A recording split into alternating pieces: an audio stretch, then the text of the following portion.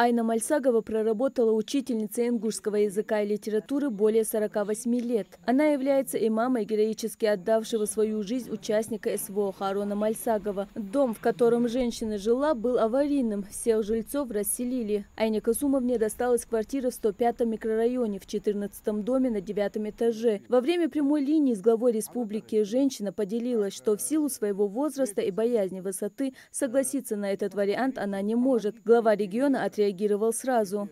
Найдите жилье, помогите ей переехать, обеспечьте возможность ей в 3-м этаже.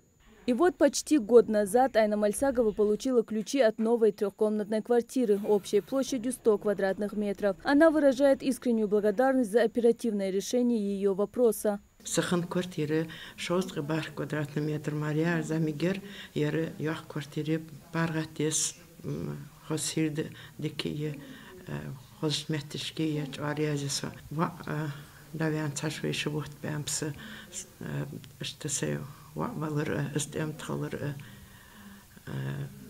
is яздядерас is халхуаття соны теркуир лярхлярхр баркал алурсон сахал диариасалтын.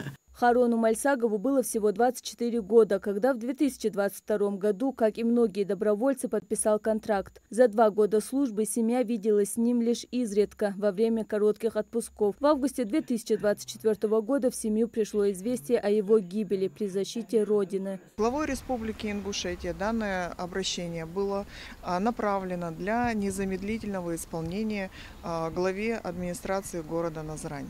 В свою очередь администрация города Назрань поручение было исполнено в 2-месячный срок. В полном объеме заявительнице была предоставлена квартира на 5-м этаже. Квартирой Айна Касумовна довольна. Мы со своей стороны также оказали ей небольшую помощь в переселении. Она переселилась, живет, мы периодически с ней на связи, так как она также является матерью участника СВО. У нас в мэрии есть социальный паспорт на ее семью, поэтому в постоянном тесном контакте находимся. Когда даже происходят какие-то акции, мы обязательно учитываем в первую очередь семей участников СВО. Это поручение главы Республики Ингушетия, поэтому они у нас на особом контроле. Предоставление квартиры стало исполнением долга перед семьей погибшего военнослужащего. Системная работа в этом направлении продолжается, чтобы память о героях была не просто словами, а реальной заботой об их близких. Мадина Богатырева, Акрамат Асхоев, Магаз 24.